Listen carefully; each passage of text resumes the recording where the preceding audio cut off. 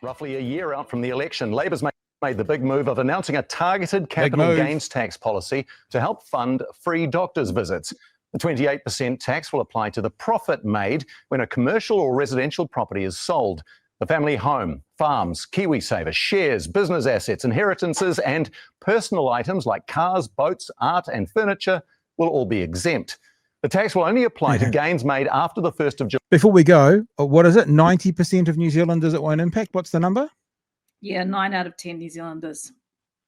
So this is going to impact 1 out of 10 New Zealanders, while National is going to spend the next 12 months saying it's going to impact 9 out of 10 New Zealanders. That's going to be their tactic, but that's the opposite, yeah? Oh, it started today. The lies started today, and exactly that introduction, which showed everything that it's exempt. Nicola said, "Oh, this impacts KiwiSaver. This impacts small business." So, all right, we'll keep going on the story. July 2027. Any gains achieved before that date will not be taxed. Labor plans to use the money it raises to pay for 3 free doctors' visits a year. So, how will it affect you and business owners? We begin with political editor Mikey Sherman. After months, if not years, of waiting since the last election, Labor has finally... Obviously, we've heard that this was leaked, so you had to jump to it quite quickly.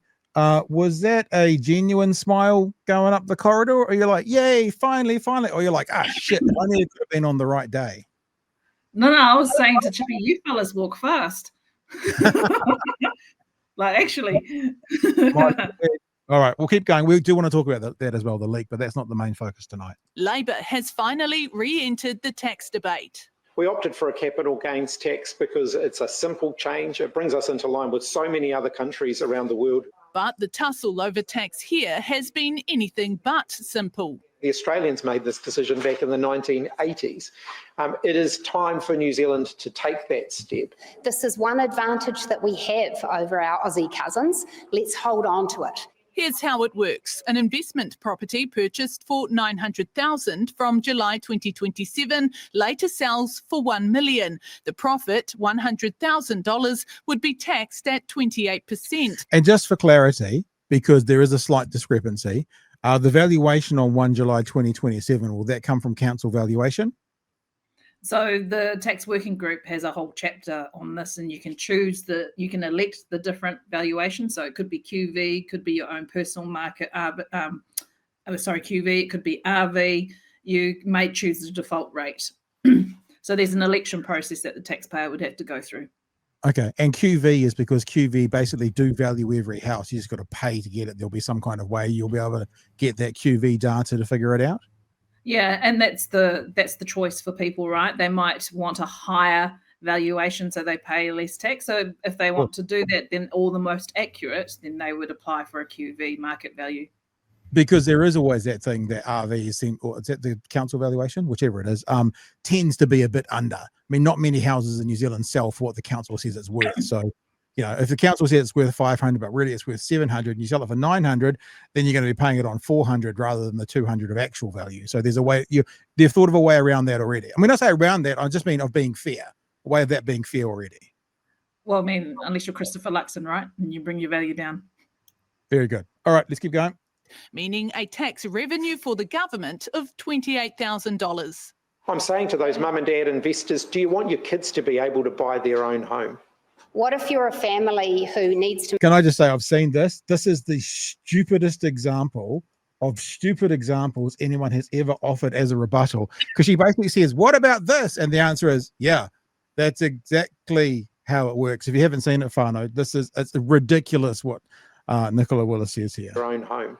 What if you're a family who needs to move into a bigger home because you're expanding your family and you want to keep your old property and rent it out to... Oh, so that would be become an investment property.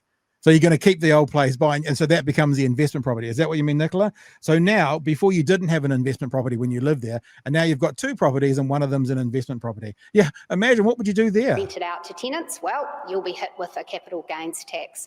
Yes. So we're using the same bright line rules which John Key brought in with the same exemptions. Every dollar raised from the tax will be ring-fenced for health, Labor offering 3 free GP visits a year. With this new Medicard... Did he realise he was holding it upside down?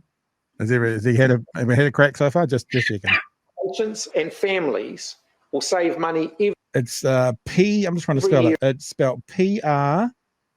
Well, I don't know what that letter is. I-P-E-W.